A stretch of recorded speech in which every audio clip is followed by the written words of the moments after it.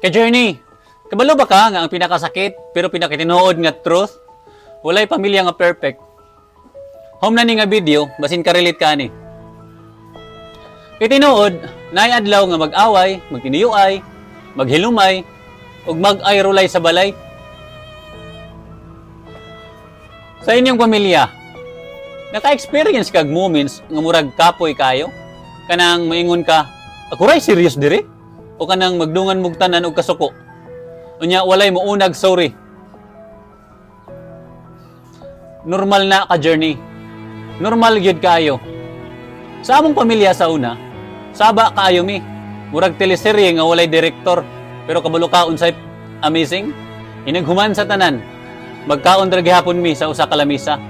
Ingon pa ni Jemron, the strength of a family is not measured by perfection, but by connection. Ug mao gid niyang truth. Ang away, temporary, pero ang pamilya, permanente. Ang kasuko, muubos, pero ang gugma, dili mawala. Bisag usahay, maglalis mo, kay walay nag-alsa sa kaldero, o kay walay nisirhado sa pultahan, o kay gihurot ang sudan nga para untas imo. Pero deep inside, love gihapon mo sa usag-usa.